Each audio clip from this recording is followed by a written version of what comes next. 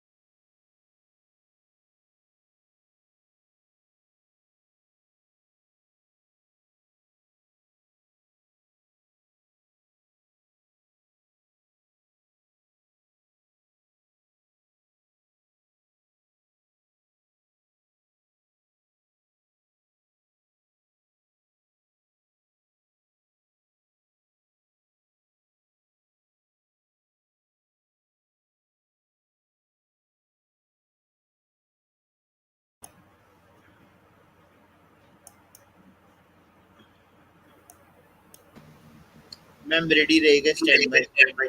Yes. It is indeed a moment of extreme pleasure to welcome the audience अभी who are नहीं very मैं here. जैसे ma'am bold जैसे ये flyer हटेगा उसके बाद आप है। Okay.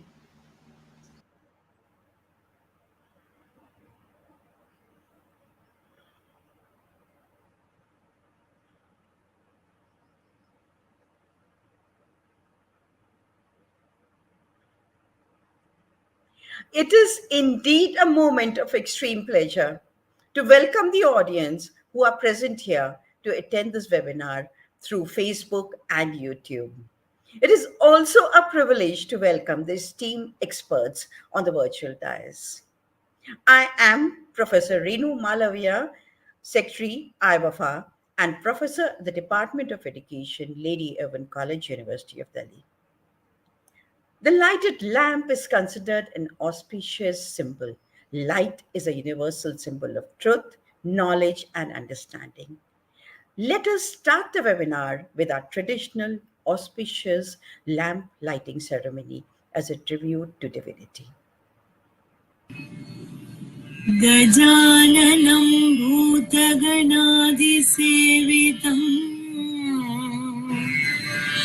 कवित्तजम्बो बलसारभक्षितम्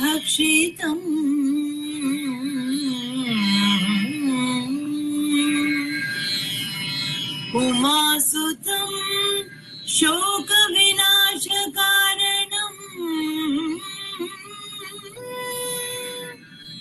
Namami Vighneshwar पादपङ्कजम् Namami Vighneshwar पादपङ्कजम्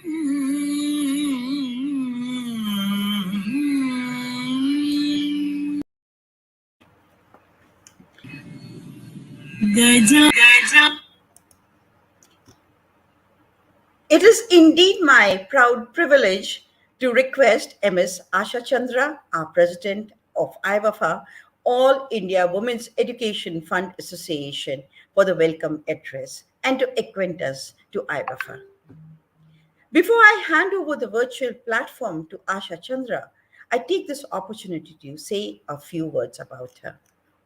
An advertising professional, Asha Chandra's expertise spans multimedia platforms.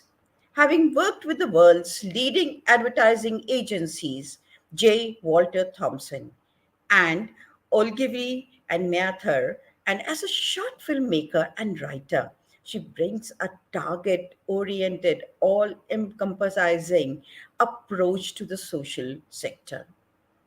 The president of the 92-year-old All India Women's Education Fund Association, IBAFA, MS Chandra, has been on the governing body as the chairperson of Lady Irwin College.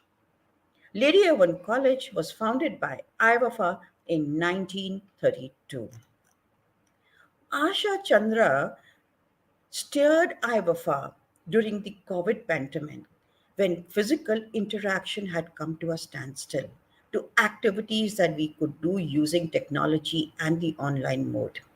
It is through this foresight of Asha Chandra that IBAFA has been able to remain not only connected, but has been able to increase its activities for women empowerment, community development, and education across the country and increase its presence globally. O Dr. Asha Chandra. Thank you, Professor Malviya. And dear friends, it's a very, very warm welcome to all our participants and the eminent panel who has joined us today for the national webinar series being held by IBAFA, Special Learning Disabilities. Before we commence our discussions for today, I would like to share a few words about IBAFA. The All India Women's Education Fund Association, IBAFA, established in 1929, celebrates 93 years. In fact, we will be stepping into our 93rd year from June onwards. So it celebrates 93 years in the education and advancement of women and communities. Accordingly, in 1932, as mentioned by Professor Malviya, the organization founded the Lady Irwin College, Asia's first home science college, to inculcate a scientific temper in women's education. Since the inception of the college, nearly 80,000 students have passed through the portals of this institution. IBAFA in 1999 was conferred with the special consultative status with the Economic and Social Council of the United Nations, the ECOSOC status. In 2003, the organization accepted the role of regional coordinator of the United Nations non-government organization NGO, informal regional network of NGOs called NGO ID. And in 2017, the observer status was accorded with the United Nations Framework Convention on Climate Change, the UNFCCC.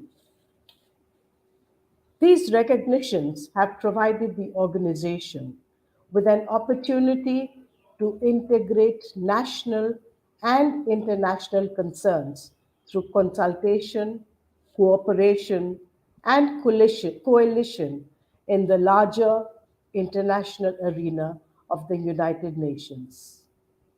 Further, I'm very happy to announce that India, as we all know, will hold the presidency in 2023 for the G20 or the Group of 20.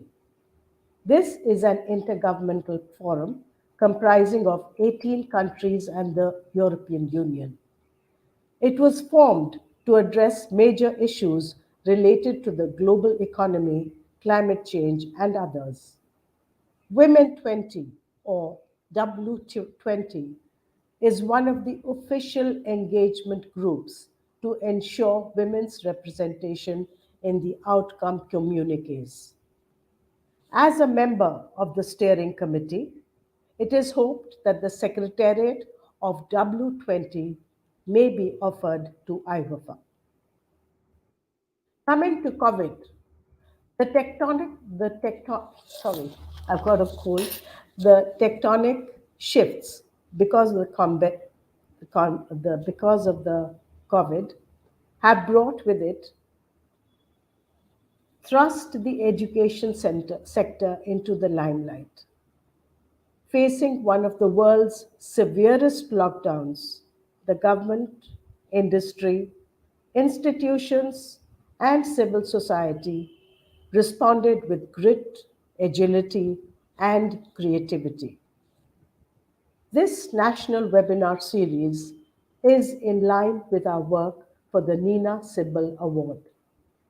Instituted in 2003 to recognize organizations working with disabilities, the Nina Sibbal Award acknowledges their contribution in the area of disabilities with a grant of rupees 8 lakhs, along with a citation and trophy.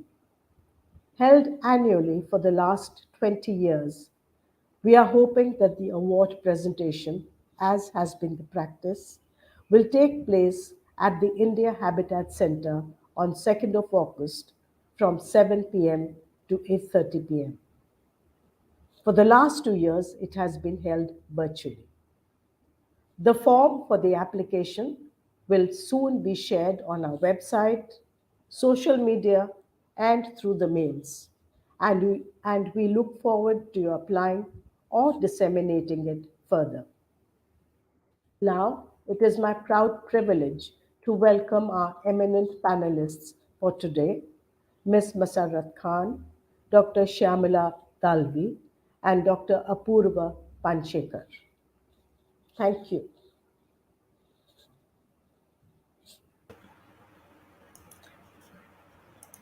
Thank you, Asha Chandra. One feels so proud to be associated with IBAFA and its remarkable legacy and outstanding current position. IBAFA believes in starting to work in areas even before the need is contextualized by others at large.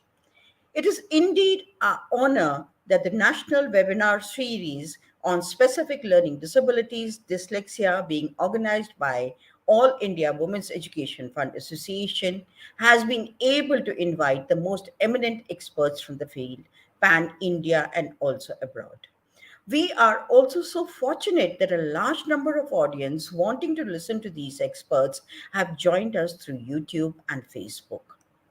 In most countries, dyslexia and dysgraphia was officially recognized and it was documented in their acts and policies related to disability and special needs decades back.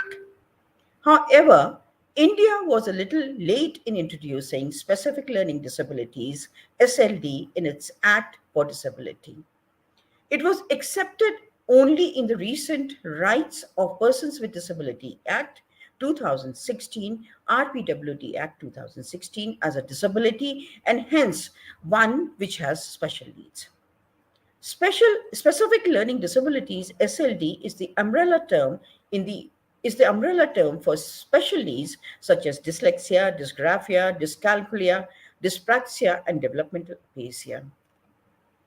In the absence of a national acts and policies, the implementation of awareness creation, pedagogical and stakeholder support facilitation, research and advocacy for the children with specific learning disabilities, which includes dyslexia and dysgraphia, was difficult. Although most of the prominent school boards and university systems, to an extent, did try and provide provisions to the children with dyslexia and dysgraphia. The dyslexic brain has issues with reading and often writing and some other things as well. The dysgraphic brain does not find writing an easy proposition and other things to do with graphics. So often these bright, average or average in intelligence children who have this invisible condition ask, what if there was no school and no reading and no writing? Till reading and writing remains important components of the education system, let us listen to what the experts have to say about inclusion of children with dyslexia and dysgraphia. May I introduce MS Dr. Masrat Khan? Masrat Khan is the Chief Executive Officer of Maharashtra Dyslexia Association, MDA. She holds a degree in clinical psychology and English literature from Bombay University and is a structured literacy dyslexia specialist and certified academic language therapist. She is the course coordinator for the Dyslexia Therapist training program offered by MDA in collaboration with MS Sandra Dillon and the author of Sounds in Syllabi Program USA. She is a primary, pre-primary and primary curriculum developer and trainer for the English language and maths. MS Khan was one of the primary investigation in the development of DALI, Dyslexia Assessment for Languages of India, and has co-authored research on ancestral variations for the PCD-HG gene cluster predisposed to dyslexia in a multiplex. She contributed to the booklet Are You Aware, which aims at increasing awareness in parents and caregivers on the importance of early detection of developmental delays in children. With her innumerable and variable experience of more than 3 decades, she has been nominated as a member of the International Executive Council of Global Inclusion Education Network. Welcome, Masrat Khan. We also have with us Dr. Shyamala Dalve. She is a psychologist and a special educator. She has been working in the field of education for the past 25 years. Currently, she's a consultant supporting inclusive education. She began as a master trainer at the SNDT University, training pre-service teachers and conducting psycho-educational assessments, and continues to be a guest lecturer at the university and national institution. She guides in-service teachers, parents, and students, sets up alternative systems of examinations, conducting assessments, and developing short-term courses for teachers in inclusive education. Her work in schools has facilitated the process of including children with disabilities into the mainstream. She is a resource person for inclusive education at NCERT. She was a part of the advisory committee and master trainer for school assessment and accreditation for Maharashtra State Board. She was a state consultant for inclusive education with UNICEF. Welcome, Dr. Shamala Dalve. Dr. Apoorva Paniskar is a special educator teaching students at undergraduate and postgraduate levels at the Department of Special Education, SNDT Women's University, Bombay. In addition, she facilitates continuous professional teacher development programs and also works with children with disability and their parents. She's a member of various academic committees and delivers talks on disabilities, special learning disabilities, special education, inclusive education.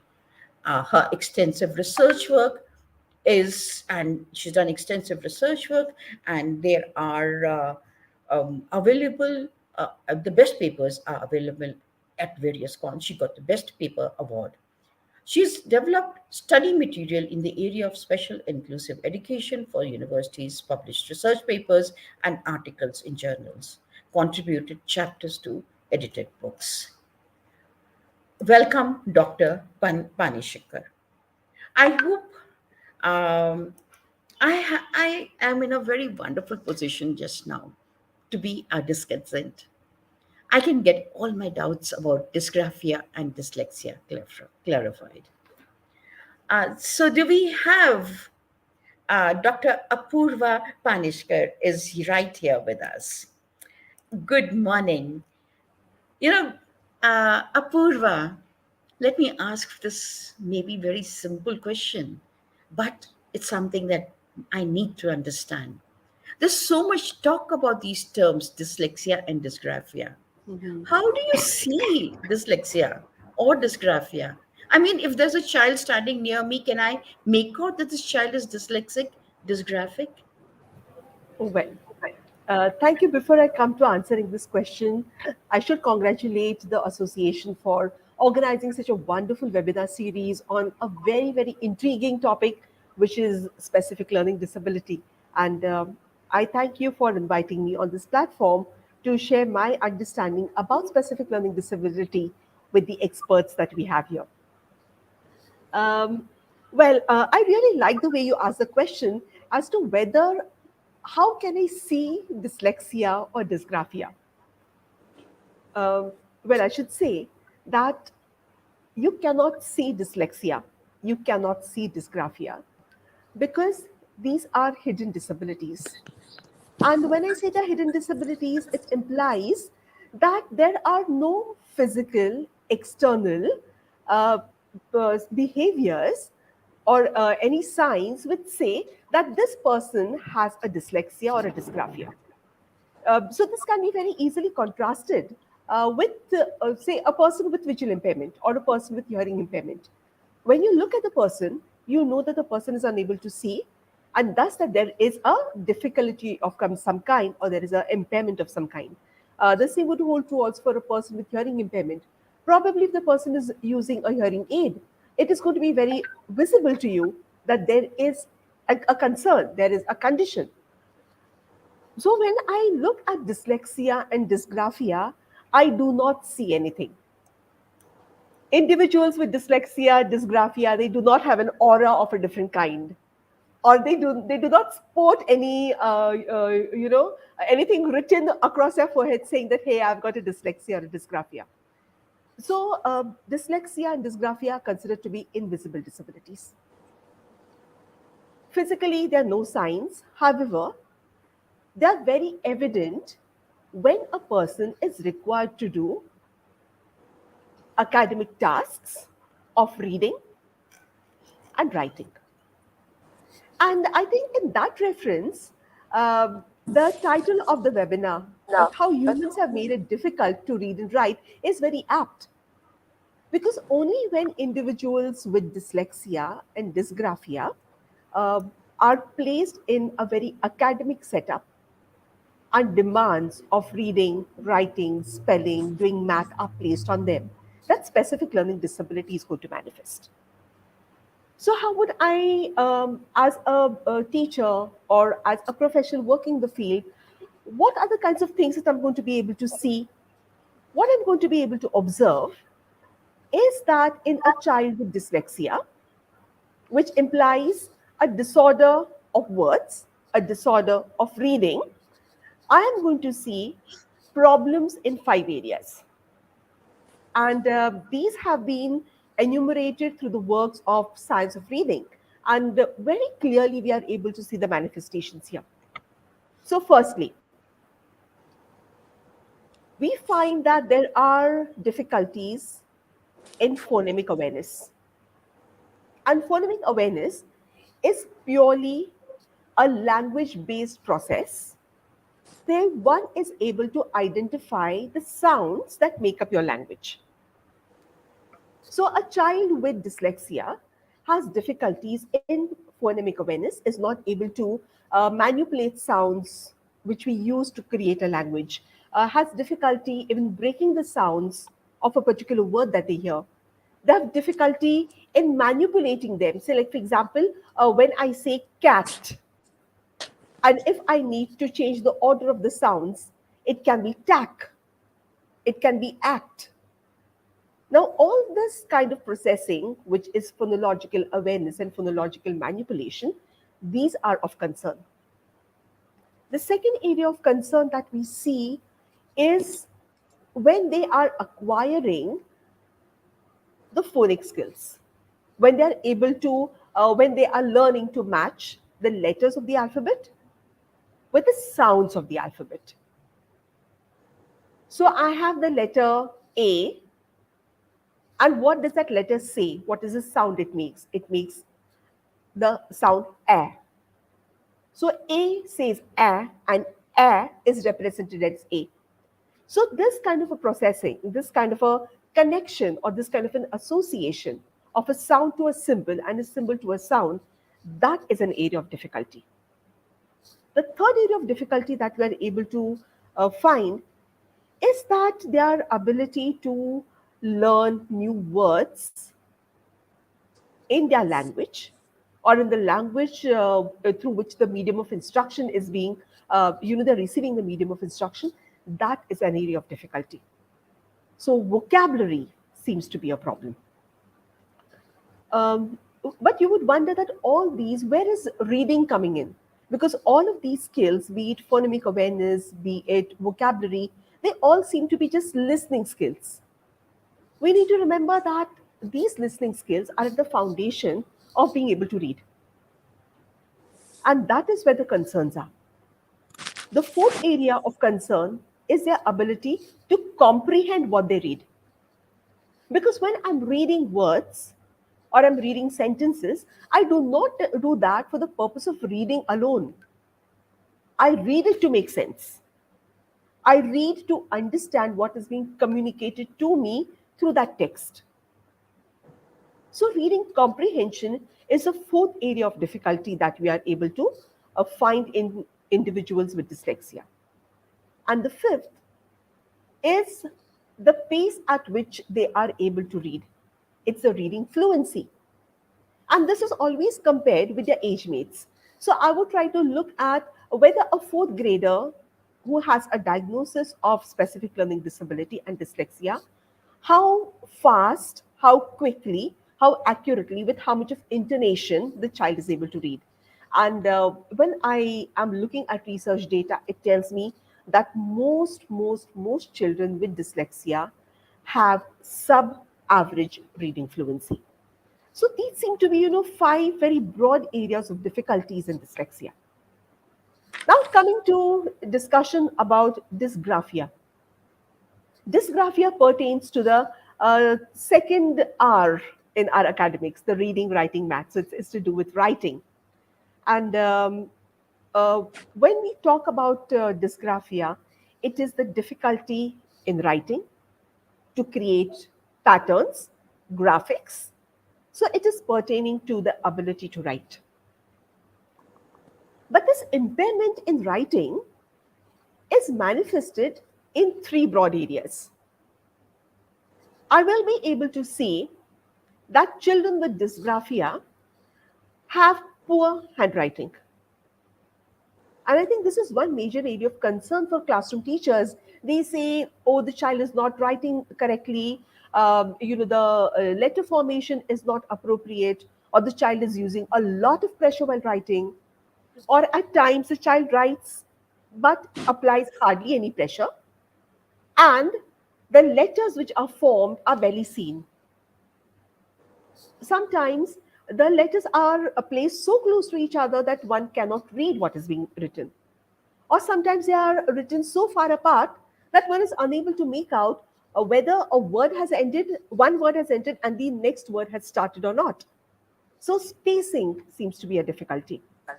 So handwriting is one area. Another area, because when it comes to now, it is communicating what I've understood. When I'm writing words, I need to spell them correctly.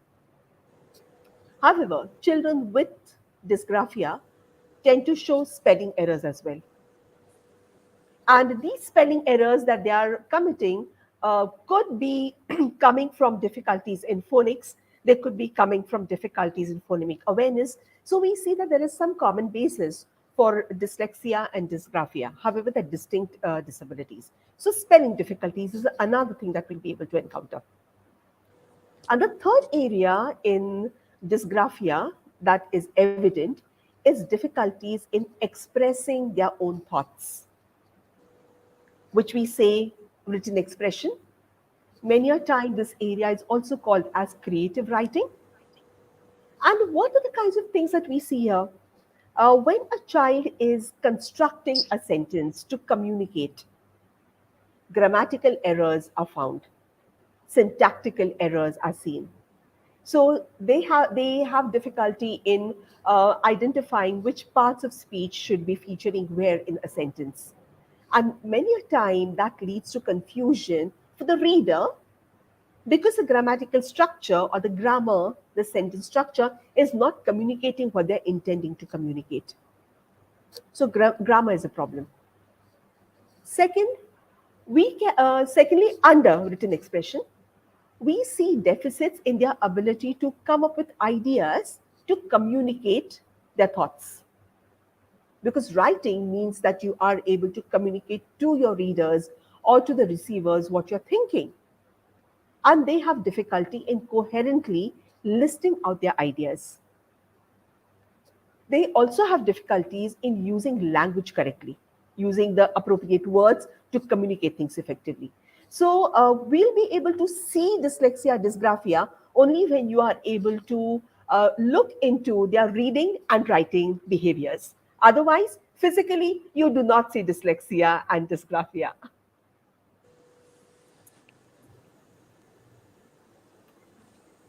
Professor Malviya, you're muted.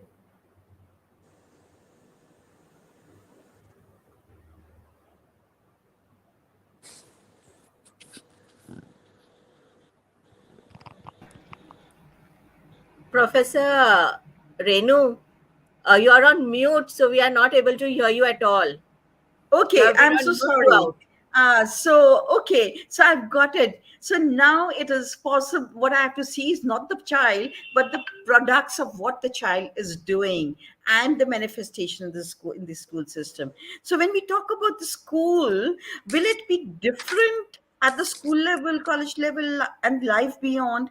Although we're going to be short of time, but still, I want you to cover the three of them. As limited time that As we quickly have. as possible. Yes, Yeah. yes. I spoke about the 5 areas which we see as deficit in a child with dyslexia and 3 areas in a child with dysgraphia. But definitely the manifestations of dyslexia and dysgraphia, they change from the primary school or rather even the pre-primary school right through the college life or even life beyond that.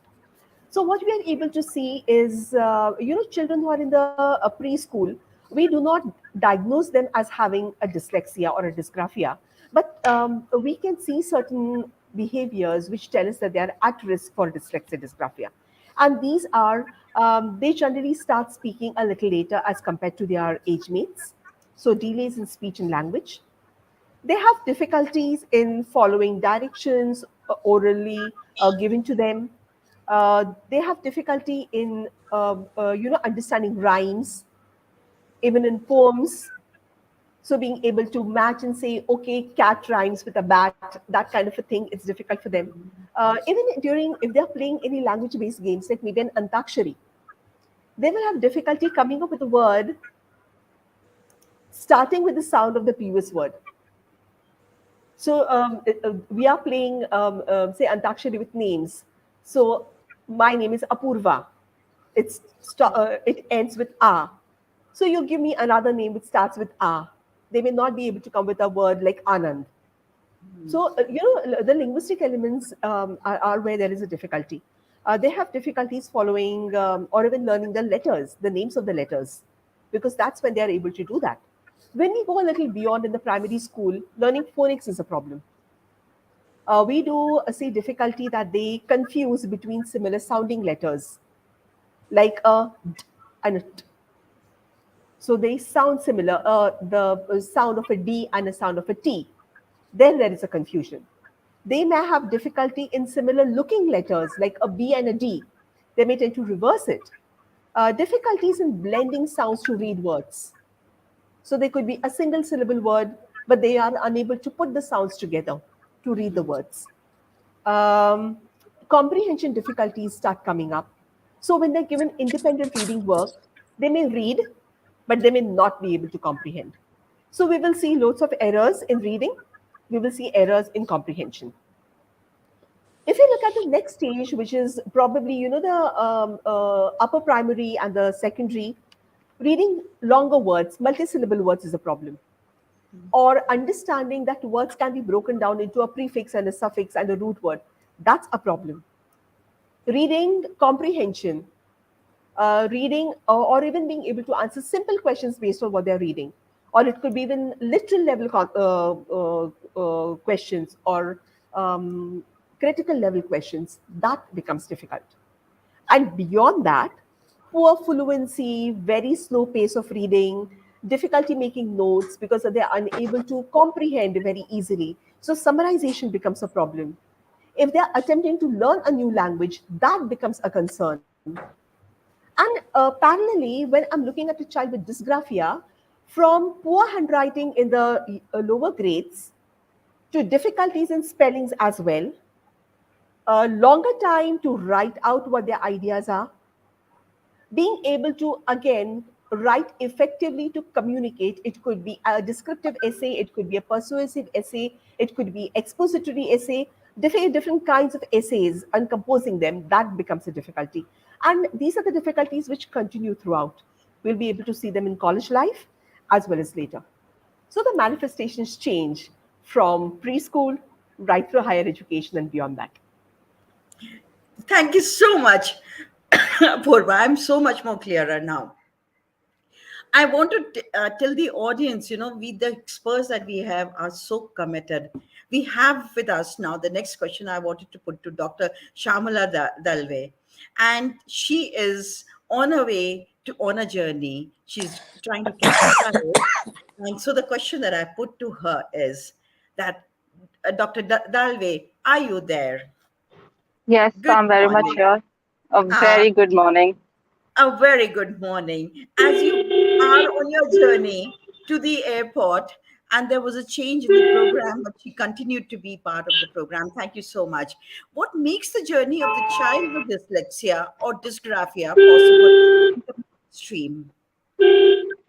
Yeah, that's an interesting question. First of all, thank you so very much for having me on this platform. I think it's a wonderful series that you people are doing. And after listening to Apoorva, when she has so clearly given how we see dysgraphia and dyslexia, and she has gone on to say that it's not visible. So okay, you can imagine when they come to a mainstream school where they are one among 40 or one among 60 in state schools.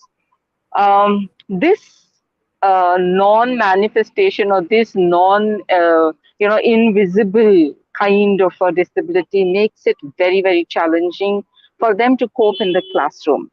So their journey, if I'm going to be looking at it, is not going to be able to be handled by just one single person. So if the class teacher feels that, okay, or the principal says, okay, we have given admission, so now everything is going to be fine, you just sit in the class. But it's not so simple, because just by sitting in class, this child who has difficulty in reading or in writing is not going to be able to cope with what's there in the classroom. If the class teacher thinks that, okay, theek hai, I will do this much, and I'm just reading it out, he should be able to hear, or he should be able to listen or to take in, that's not going to be possible alone. So, collaboration. Um, when a child with dyslexia or dysgraphia, for that matter, SLD, comes into the school, a mainstream school, I think for this journey to be successful, we need to have a, a uniform, a completely in sync with what is happening in the child's life of whom? The parent, the special educator, the class teacher, and the subject teachers as the classes go higher, and of course the school management. For a child's journey to be successful, I mean, I do understand, I've been only working with mainstream schools for a long, long time. We say that we are including, oh, of course, we follow inclusive education. Of course, we have children with disabilities in our school. I mean, they all are there. They all are there, but what is being done is the question that needs to be asked. What kind of support, and are all the stakeholders who are working in this child's life in sync with each other, so that the journey for the child becomes comfortable and not scattered? So if a mainstream school journey or the mainstream school um, education has to be successful, then I think all of them have to work together. So when you have to create a content, or when a lesson is being done, for example, the class teacher will give the overview, and she will talk, as she's going to be explaining the whole lesson to the class. The special educator is going to be telling her, okay, make sure that the main points are being emphasized, and give him either some kind of a support so that he's able to learn these things easily. The parent is going to be saying, okay, fine, if this is what is done, my role, or what is it that I can do at home, so she's going to take that back home. And of course, the school system says, okay, if this child needs to have some extra time, if this child needs to have some extra classes, if this child needs to be paired up with somebody, then please go ahead and give it. We have no problem, because our school is inclusive. When people work like this, believe me, the life becomes easier and the child is successful. I think that's what I would like to say. Professor Renu, you're again on mute. So I'm reminded of the saying which says that it takes a village to raise a child. So if we want to Absolutely. support this child with dyslexia and dysgraphia, it has to be the entire education system, the entire family Absolutely. together has to work as a team. Thank you so much, Professor Dalve, for this insight. Uh, Masrat, may I ask you the next question? This mainstreaming into inclusive classroom of the child with dyslexia and dysgraphia appears to be a marathon task to me. But with your experience, is it really happening? Is it really happening? So before I answer your question, I would like to congratulate all of you for organizing such a wonderful webinar series, and thank you for having me as a panelist. Uh, so yes, as you said, Professor Renu, I would say it's not just a marathon task; it is also a humongous task, a Herculean task. You can use all the adjectives over here, because unless and until we have awareness, we have an understanding of what SLD is, of what dyslexia dysgraphia is, it's very difficult for us to have what we call inclusive education. uh, if we you will see that in some of the privileged, so-called privileged schools, or A schools that you call, And there might be some government schools too, but how many, right? So, and here we are talking about the whole of India, where you have you know so many schools in the rural areas. How much of awareness is over there? And even if there is awareness, do they have the training? Do they have the resources? Do they have the infrastructure for inclusive education? Right. So yes, unless and until we have concerted effort and a focus on creating awareness and advocating for the rights of these children, in providing training to the teachers. So if we want these children to be mainstreamed, to receive the right kind of help and support in the school, the right kind of um strategies being introduced in classrooms, we need to first train the teachers. We need to create awareness amongst them. Till then, it's just talk and nothing else. So uh, it's the harsh reality. It's something we cannot deny. We have to accept. It's a bitter truth that there's a lot of talk. We have the RPWD Act, we have the National Education Policy, we have the Right to Education Act. We have everything on paper, but what about implementation? That's a big question. And when we talk about implementation, okay, do we have the resources? Are we providing the right kind of uh, training, the education? We have to, these are the questions that need to be answered. And I'm sure we all know the answers to that, right? So yes. Thank you so Yeah, much, but having said all, it's not impossible. I believe everything is possible, and where there is a will, there is a way. I'm a strong advocate of that, and I'm very positive that someday it will happen. Slowly, gradually, it will happen. We all have to be together, and we all have to, uh, ensure that it happens. I know. Thank you for being so optimistic. And had MDA not been so optimistic for so many years, this micro level of excellence across the country, we have these micro levels of excellence across the country which are happening, and those are exemplars for all of us. And with that optimism, let's go to the next question. Shamla, um, what is the when you're talking about inclusion in a school system, what is the role of special educator and the general education teacher in a school? Often special educators may feel, oh, I won't have a role anymore. The general teacher may feel that this is not my role at all. That's very. I mean, Renu, you have really chosen such interesting questions, I must say. And I think for all the audience who's listening, and if they are teachers and special educators, I think this is a wonderful platform to understand that each one's role is extremely important.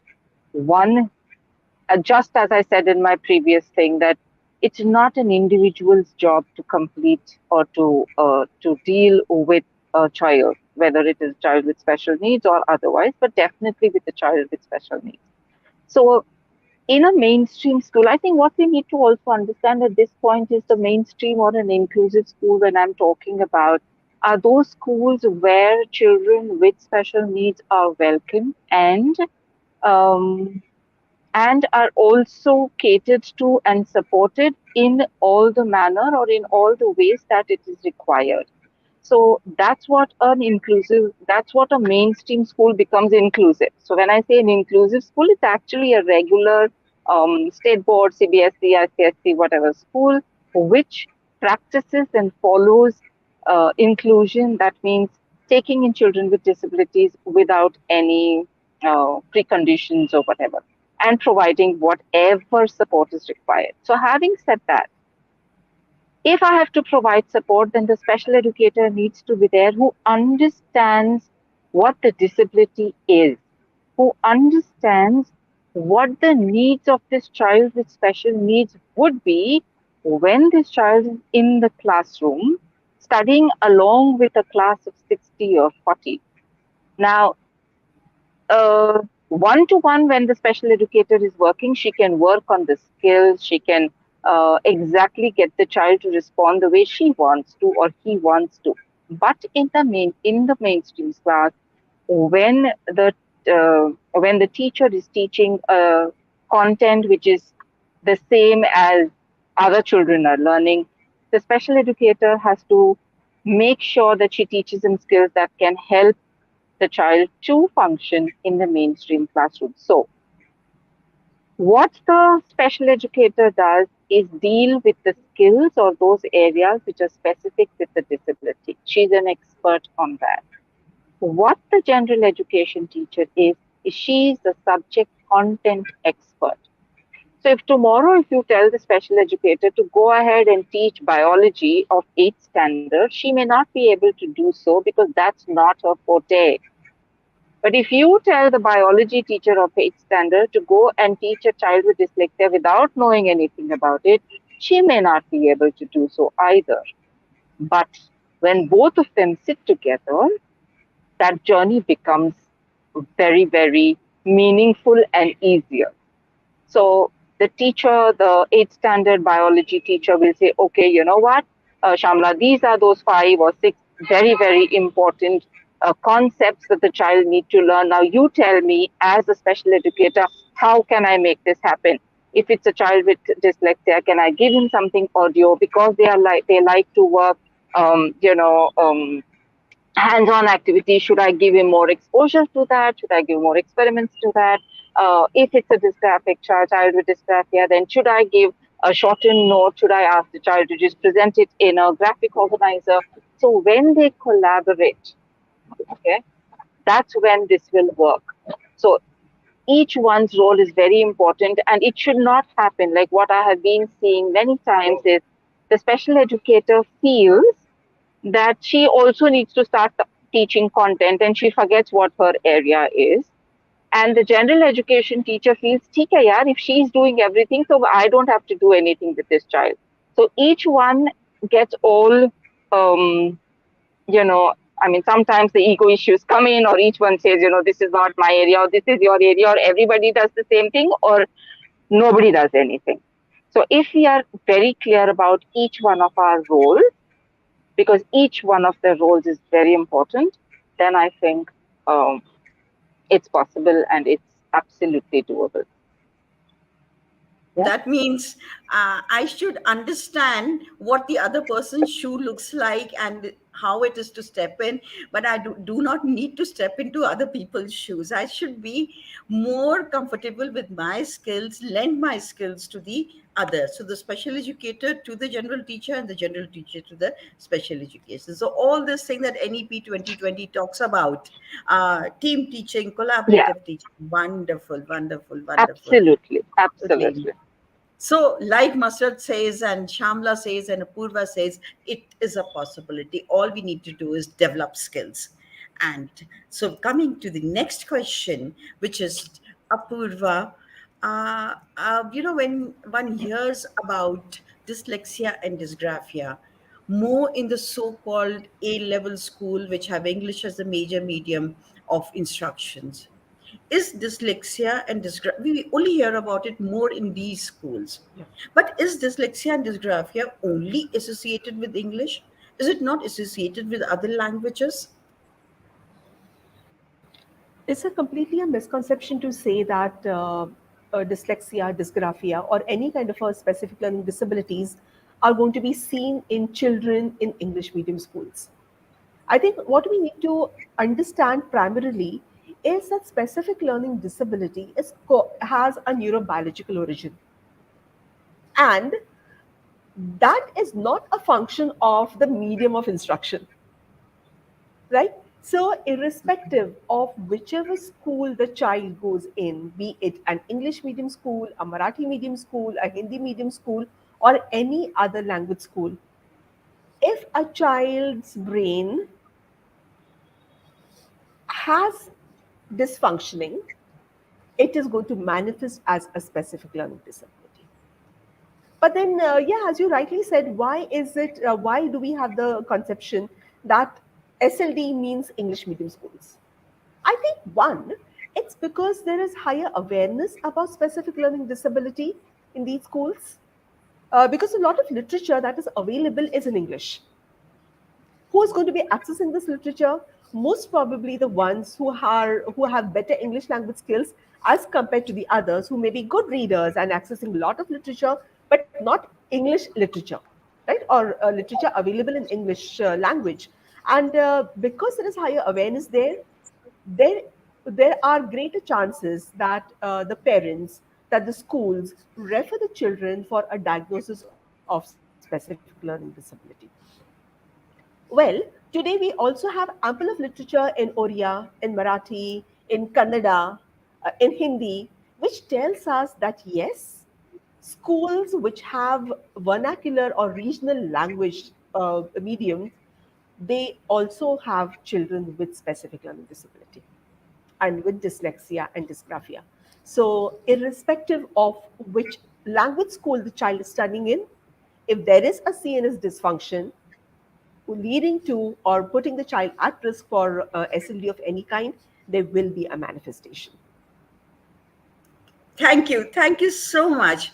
So it also means that we need to see that we are able to reach out to all the languages within in a country Absolutely. like ours, multilingual Absolutely. country, It is and a so huge that challenge, but it is definitely possible. absolutely, absolutely. So I suppose with NEP 2020 and the focus on in-service training for all children, all teachers and other stakeholders, and the importance on languages, we should be able to reach somewhere. Yeah, You want to add absolutely. something, Apoorva? No, I Can you guess add that something? with NEP and giving equitable opportunities, children in all schools will be able to benefit through very structured instruction and collaborative efforts the way Shamla was talking about. Absolutely. Thank you. Thank you. My next question to Masrat, uh, are there any provisions given to children with dyslexia and dysgraphia by the school and the university board? Is there So more that needs to be done than what is happening? So, as I mentioned earlier, we have the Rights for Persons with Disability Act 2016, which very clearly states what help needs to be given. It, in fact, talks about screening, early screening, identification at different stages.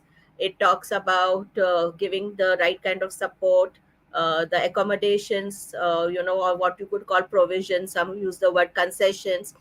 So all this is listed, and when it comes to accommodations, provisions, concessions, whatever you call it, Maharashtra was the first state to officially come out with a GR in 1995, and the first batch of students with accommodations such as reader, writer, spelling concession, extra time appeared as 11 students appeared for their state board exams in 1996.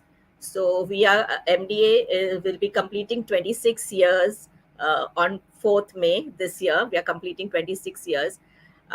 But what we have seen is that yes, the mm, number of students being identified, being given the help and support, who are able to avail of the accommodations in terms of uh, writer, reader, extra time, language exemptions, also in other areas.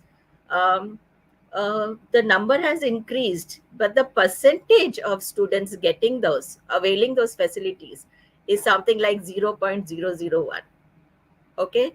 I mean, so which is sad. So people just see the numbers.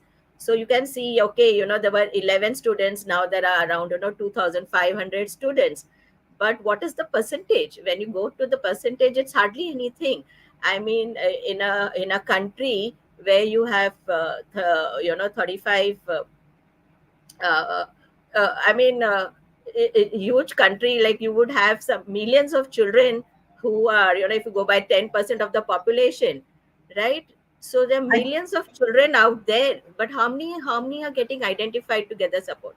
So everything is there. I mean, the provisions to be given are there, but how do these children reach?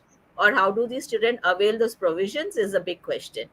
And the thing is that yes, the state of Maharashtra, like I said, came out with this long back. It And it's right up to the university level that students in Maharashtra are availing provisions for quite a long time. Uh, uh, till 2016, there were only, other than Maharashtra, there was like Karnataka, Kerala, Tamil Nadu, Goa, and Andhra Pradesh. That's it. So you can imagine we have, the number of states, And and Delhi also. Hmm. yes, but Hmm. it came on later on, Later, So again, yes, much later. Hmm. yes. So again, with Delhi, I've seen that there have been, because it talks about central government, and because you don't have it, it's yes. So Hmm. that was the issue with Delhi. But though CBSE board, okay, recognized it long back and on case by case basis, but you didn't have any law. I'm talking about, the State. law. uh, Yeah, yes. Hmm. So There wasn't a law. Hmm. yes, yes, and that was only end of 2016. It was 16 December 2016. So Hmm. yes, everything is there. The provisions are there. So for students with dyslexia, there's provision of a reader. By default, all students with special needs get a right. I mean, extra time. Then you can drop, because states have three language systems. So in the state of Maharashtra, you can drop two languages, just study one language. You have spelling concession, and when you talk about dysgraphia, you can use, you can avail a writer, somebody to write for you. No, very outdated. But in Maharashtra, they talk about typewriters. Where do we have typewriters? But so for people with dysgraphia, so there are provisions. But how do you know, get avail those provisions is what we have to talk about, more than about whether there are provisions. So it's listed in the RPWD Act. It's listed in the state, the GRs by the respective states. I really don't know at present how many states have, education departments of how many states have their GRs. But yes, uh, one cannot deny the RPWD Act. One cannot say that, there is nothing that compels the educational institutions, or uh, insists on educational institutions providing the help and support and accommodations. So we do have, it's there. Oh, We, you've we really need put to it aware, better. we need to be aware and pursue it, and ensure that I Absolutely. I would Sha, like to add something here, if that's okay. Can I yes, add sure. sure, something? sure. Please, please, please do. Yeah. Please do. So yeah. So like what Masarat is saying is very true. That we have. I mean, I think India that way is the best, where you have all the acts and all the policies. The problem is the implementation. Also, for those who are implementing, I think what I have been seeing is they feel concessions are for the 10th standard, right? Or the 12th. So one doesn't need to give concessions before that. So the schools find it Very good. very difficult to understand that concessions cannot be suddenly granted only on the 10th standard. It has to be right from day one that the child is there in your school.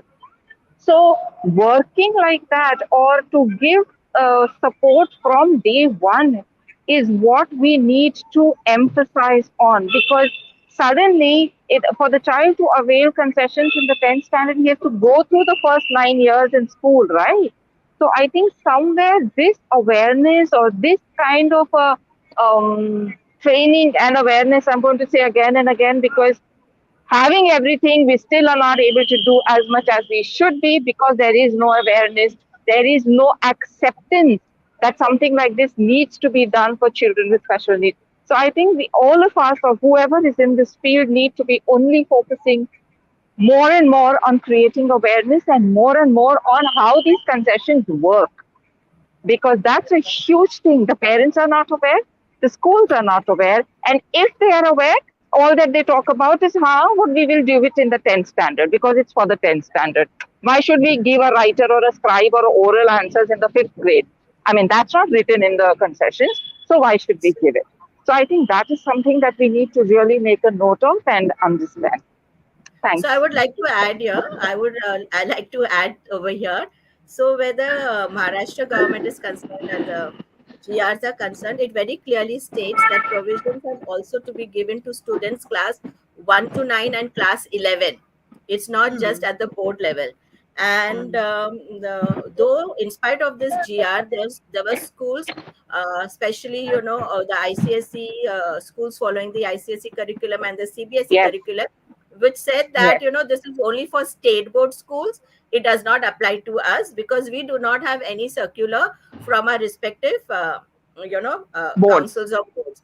And we had Yeah. two parents who went to the court in Mumbai, who went to the court, one from ICSE school and one from CBSE school, and they fought the case May over I just there. stop 1 second, Sure. Masrat? Shamla, would you want me to ask the next question? Are you at the airport now? Or Yeah, is I it am. okay? So Yes, we'll come please. back to Masrat and we will talk Yeah. about this very important thing is, so the last question for Shamla, what strategies will work in the mainstream school inclusive classroom to support the children Okay. with special needs? Oh, yes. We all know that when you give a one-on-one remedial input for children with dyslexia or dysgraphia, it works wonders.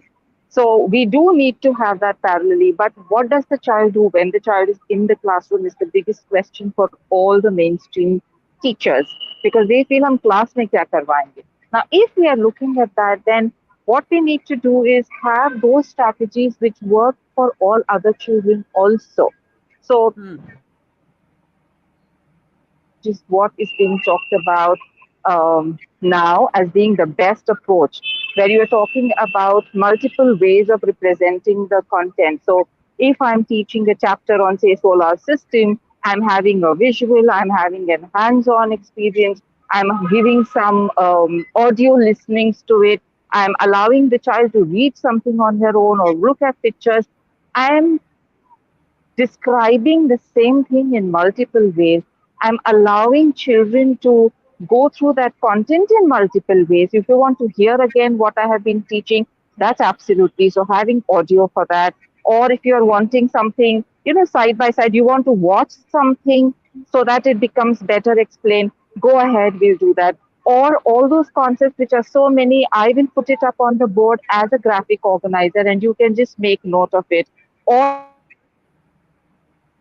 which can help you to understand those keywords that are being taught in the class.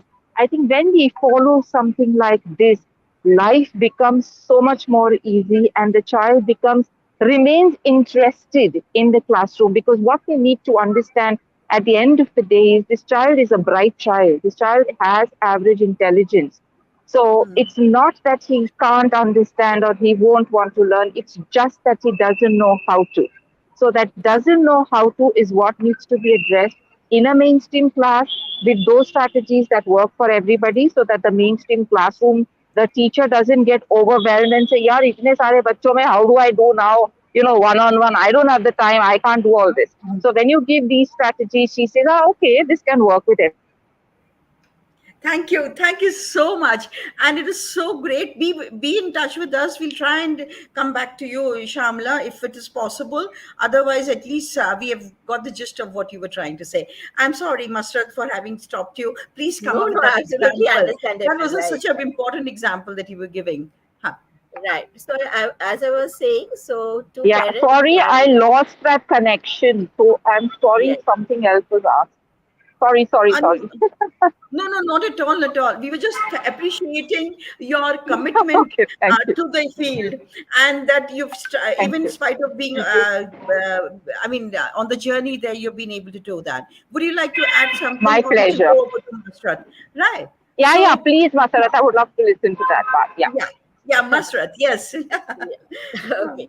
So, as I was saying, because the schools said, that this is only for state board schools.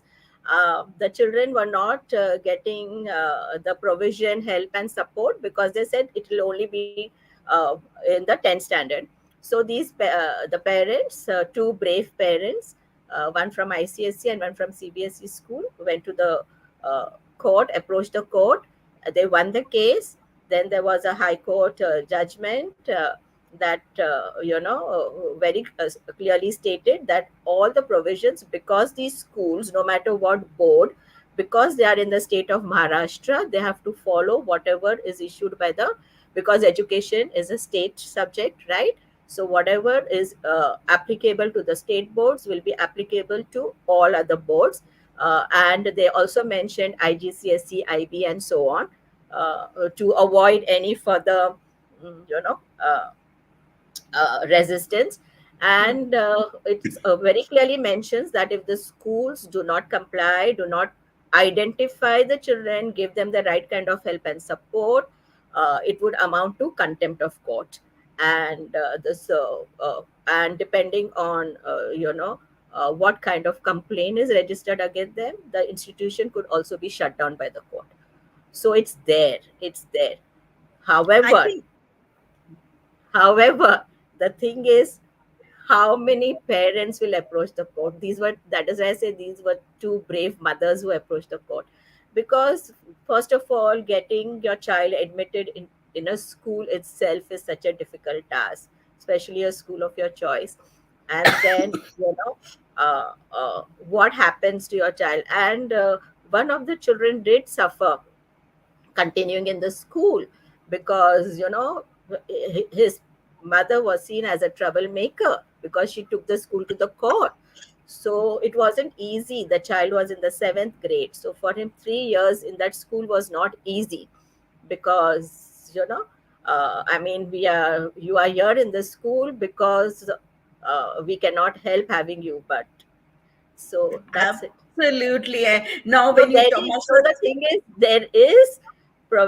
It talks about help in the school also, because unless and until you give them the help and support, how do you expect these children to reach grade 10 to avail provisions in grade 10? They have to first reach grade 10, right? So you have to. It begins from there. And the RPWD Act also talks about provisions in. It does not talk about. Only 10th and 12th and graduation. No, it talks about it even talks about identification, screening at various stages. So it's all there. So like I said, everything is there on paper. There is an act, there are high court rulings, uh, implementation and concerted efforts. And yeah, parent involvement is very, very important, self advocacy. So amazing, amazing, the amount. And I do recall at the same time in Delhi also there was a case which was taken to court by a parent. And right. from there came in, I just wanted to add to what Masrat has said, that advocacy and how many parents will go to court, to the need of somebody in the system who is so passionate about it. We had a couple of people, the Equal Opportunity Cell is mandatory for all universities. In Delhi universities, we had a couple of people who are very passionate about it. Today, the last count that I know of 2 years back, probably or last year, is we have about 1,000 students with disabilities, and a very large, almost every college in Delhi has students with specific learning disabilities, dyslexia or dyscalculia, and all the main cell, the EOC of the university, handholds the EOCs of the colleges. But this is thanks to some professionals, some passionate people who did this. So, as Masrat says, it is advocacy, it is parent involvement, it is hand holding, it is skill development. My God, so much to do, so much to do. So, Masrat, you've already said all these things. There is a lot of work happening at micro levels by certain organizations, such as yours. How can we create awareness, more awareness? And I assume that your organization there's this particular movie which I remember earlier in the 90s and the 80s also. We would go around going to schools and trying to tell people, convincing the principals who would throw us out of the school. And we were trying to tell them, this is what this invisible thing is. Nobody listened to us. And then came in Tare Zameen Par. Would you like to tell us something? And override. This is exactly, I remember the feel that I got at that point of time was, this is what I'm trying to tell you. How did it happen, Mustard? Would you like to tell us more about Okay, some so of your sure. experiences and how you were talking about China, you were talking about other things. Yeah. Right. So it's a long story. We don't have the But time we have to cut limited, to I cut know, very limited time, very limited time. yes, to cut it short. MDA was approached sometime in 2000 by Mr. Amol Gupte and his wife Deepa Bhatia, and they had some idea of a child having difficulties, and they asked our president, Mrs. Kate Karawala, when they met her, could this child have dyslexia? And she said, why not? And that is how the journey of, the making of the movie Tare Zameen Par began. And she was involved in the making, in the development of the script. And we had Amol Gupte and Deepa Bhatia coming to MDA, meeting our students, we doing workshops for our students. Amol Gupte is an artist too, so he conducted workshops, drama workshops. He observed our students to understand what the students go through, what their difficulties are, what their hidden talents are, untapped talents are. And of course, the movie was finally released in 2007 December, and the movie had everything from the real life experiences of you know the children and parents and families. So they were all anecdotes after they interviewed the children, the parents, the families. And so what you see in the movie is all real life. It's just that it's all attributed to one family and one child. And because it's so real life, uh, people could easily identify themselves, they could see themselves.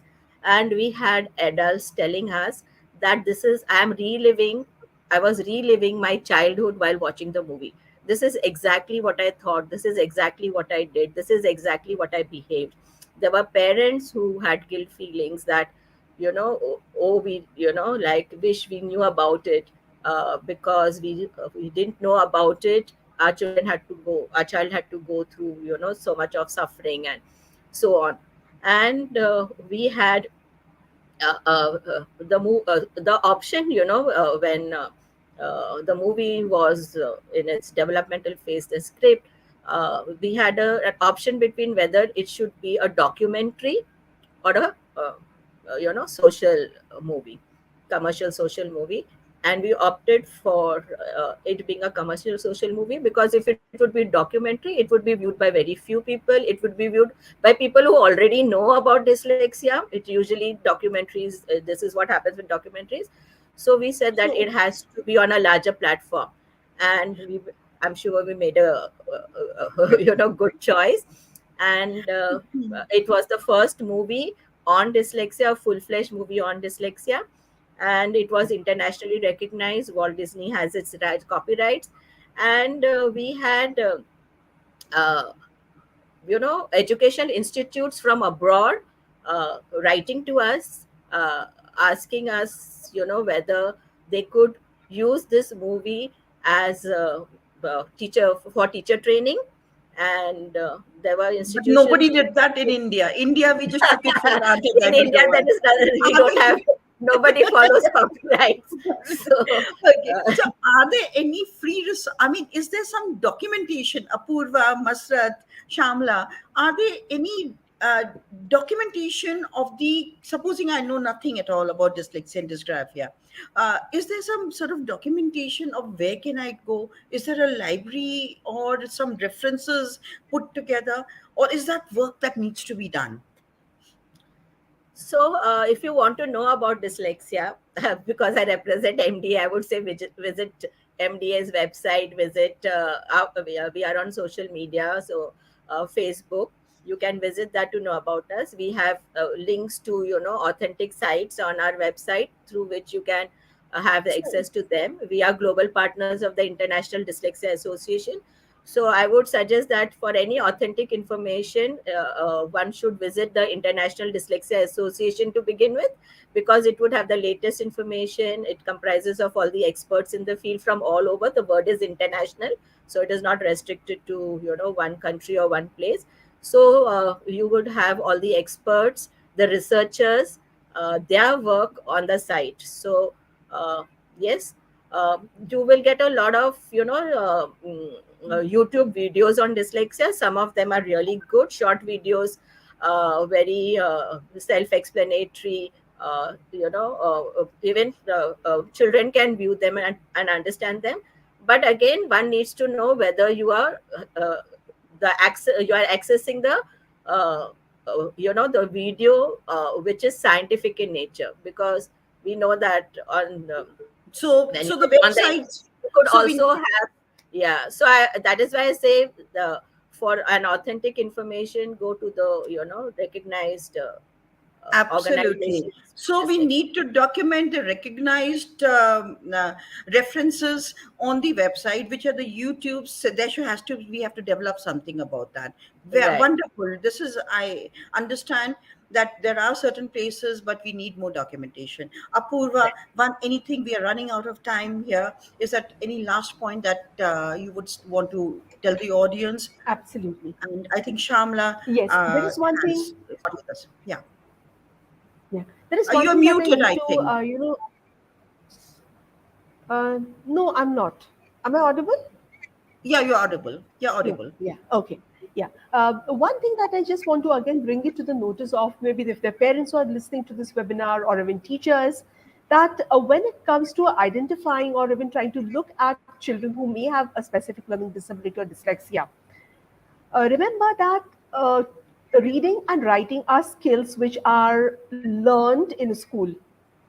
So, if there are children who are first generation English learners, which means that as parents, I have been educated in a vernacular medium school, but I have put my child in an English medium school, that child has not had enough opportunity to listen to a new language, which is English, and he is going to find learning to read and write English difficult.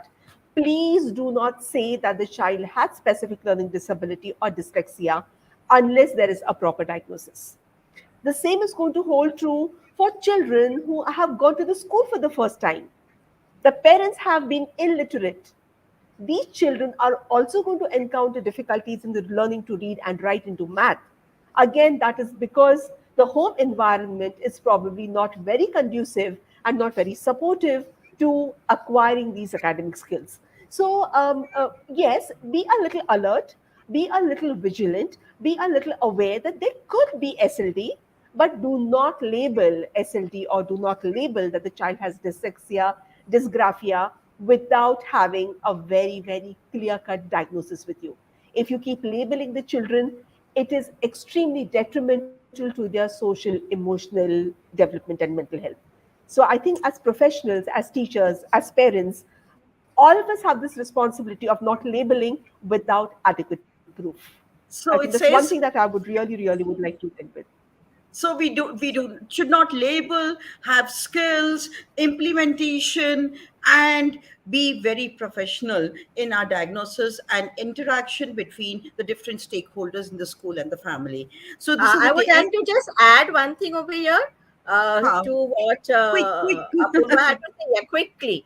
So Huh. my one thing, and appeal to parents, to teachers, to everyone who comes in contact with a child is that if you are not happy with the child's academic performance, or the behavior or the attitude towards academic, don't, please do not jump to conclusions. Do not jump to labeling the child as careless, disinterested, unmotivated, mischievous, so on and so on. Always ask the question, why? Why is he not interested? Why he or she is not interested? why he or she is behaving in this way. Why? For everything, ask why, because when you ask why and you get the answer, you will be able to give the right kind of help and support to the child. But once you jump to conclusions, the onus is then on the child to perform. You are raising your hand. I can't do anything because the child is mischievous. I can't do anything because the child is careless, and so on. So please, please, please keep asking the question why till you get your answers. So the child is perfect, and it is a society which needs to change. Thank you so much. As we are reflecting upon the pertinent points and suggesting stated by the experts, may I ask Dr. Adarsh Sharma to give the way forward? Professor Adarsh Sharma, presently a freelance consultant in the field of early childhood education and human development, and has worked with national and international organizations and agencies on short and long term assignments. With a master's in human development and family studies from MS University of Baroda, she received a doctoral degree from University of Delhi and undertook postdoctoral research as a Fulbright scholar in Pennsylvania State University in 1991. Her professional career spans 4 decades in various academic and technical institutions. She retired as the director of National Institute of Public Cooperation and Child Development, MWCD. She supported establishment of the Center for Early Childhood Education and Development at Ambedkar University. Thank you. I request Dr. Adarsh Sharma to take over the virtual mic. Thank you, Renu, for such kind words and for really giving me the opportunity to be part of this panel discussion and webinar. It has been so good. Anyway, friends, greetings from Dehradun. I live there and I'm always very worried when I talk that my network may not get me disrupted into the whole conversation. I think we need to congratulate really IBAFA in particular for giving this kind of opportunity and series to complete the whole canvas of dyslexia in short kind of sessions and having experts who have really enriched us with so much of information. I think the good news which comes out of the two successful webinars, and the third one is also just concluding and is really reaching its end, that we will be able to help the children suffering from this disorder. And I like the way the optimism which Madam Khan has really expressed and said that all children can be really helped in many ways. And I think even our other panelists, and I would like to highlight few things which Apoorva has said very nicely. The whole process of learning itself needs lot of attention and lot of concern of all stakeholders, and we have been cautioned at the end of the webinar that we need not really label children without thinking, without getting proper assessment, because I think the awareness is very little, and these days parents are very anxious for good performance of their children, and with a result any little thing can make them run or come to some conclusions which could be very, very damaging for the child. So I think the good news needs to be really used for our this thing, and many of the suggestions which have come up from our panelists before I come to the suggestions which the IBAFA is asking me to give for way forward. I think I would like to particularly support, endorse, and say that we need to really spread the awareness and more knowledge about dyslexia. It's not really known. There is a lot of ways which have been mentioned that you can use social media, documentation, and everything. And I think one of the things which Shamla said was very good, that it has to be working together by all stakeholders. Unless we work together, we would really be touching only like the blind person would look at the tail and then the trunk and then the thing, and not be able to put the whole picture in place. And working together itself can really help and give confidence to the child.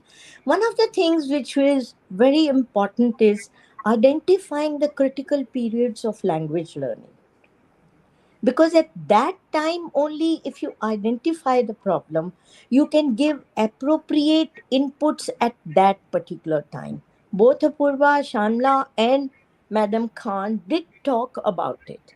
And I think policies, legal provisions, having material are all positive opportunities which are available to us.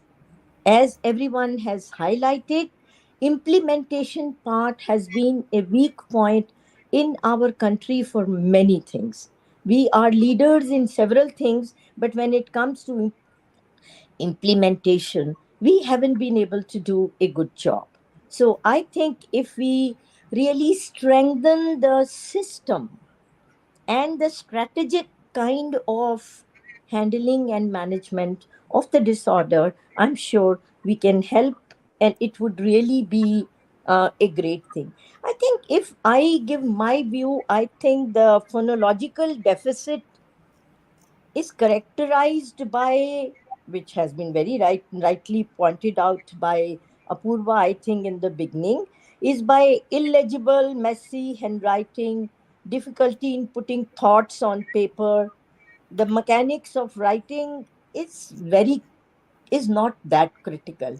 I think the cognitive aspect of it is more critical. You can't give just a pencil and a pen to the child and tell him to write. It is a combination of several sensoromotor competencies.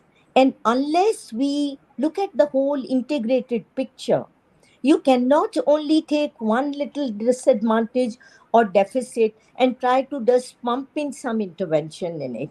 I think it is a combination of neuromuscular, motor, cognitive, perceptual, and linguistic skill, which we would find both in dysgraphia, gets complicated if these are not understood properly, and you try to give only attack one component and not do the other one. And I think it's a great challenge for a child, because I think the processing is more important than simply doing some mechanically some work. The processing of all this is important, and it can sometime cause what is called anxiety, emotional disturbance, which can do lot of damage to the child's process of learning itself. I think the emergence of semantic errors in reading and writing are influenced by all these sensory systems, and we need to really look at these, such as vision, auditory processing, muscular coordination. Good auditory inputs are needed. If these are not addressed, as I have said earlier also, it can really lead to severe phenological impairments.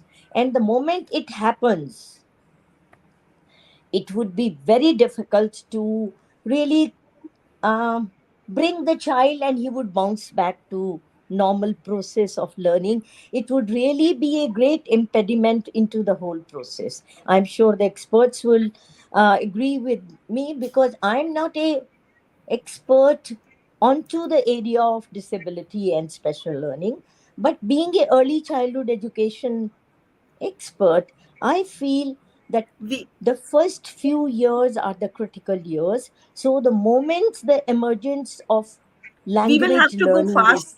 is Ma'am, we'll have to just condense it a bit, a little bit. We are okay. running out of time. Yeah. Okay. And I think one of the important things is the postural stability, motor skills are improved. So these children would be able to write properly and help these children to have all these things, like if you have a very busy worksheet with no spacing, nothing, it becomes very difficult for the child. So I think building visual skills, getting all these kind of tests done at the right time, teacher and parents may be empowered to use effective ways of dealing with all these related competencies which lead to this problem. I think the Thank you comfortable so grip. much. No, Thank you let so me much. just end with a thing, Renu. It's all very needed because this is important. I'm going to give a very positive note to say that cursive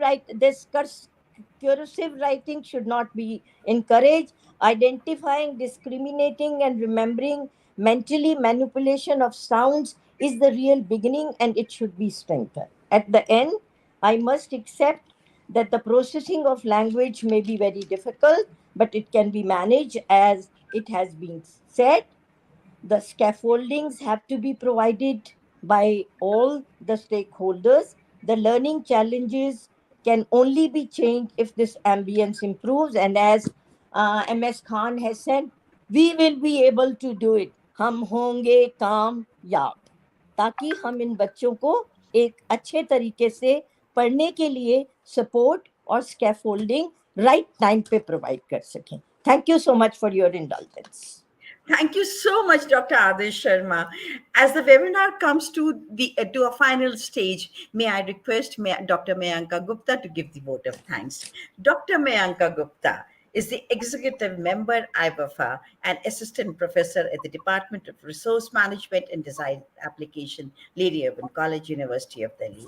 Her doctoral degree focuses on gerontology, quality of life, and inclusive design of old age homes.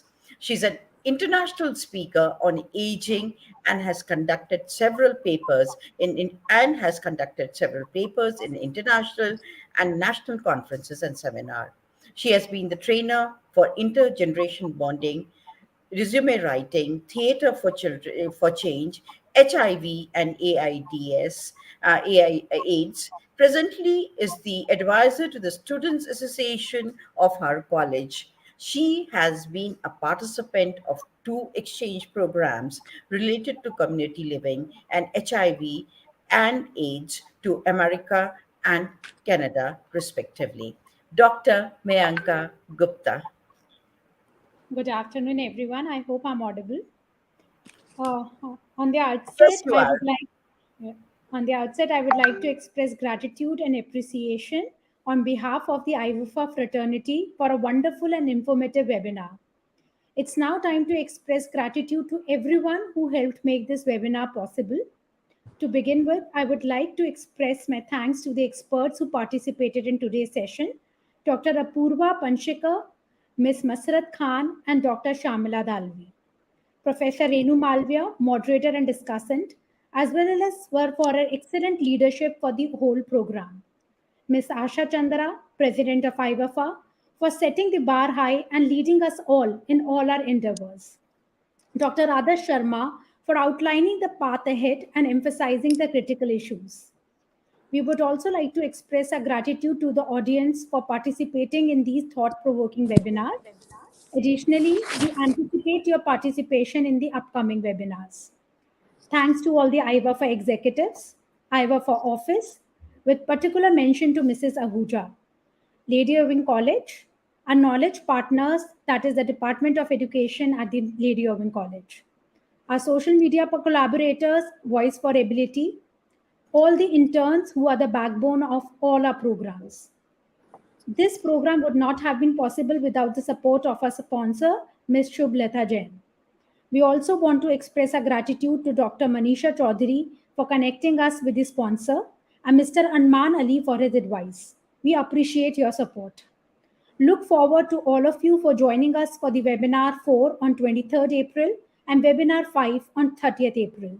Details will be shared soon. Thank you all. Just a little change. The webinar 4 is on 23rd April. Yeah, ma'am, 23rd April. Thank you so much.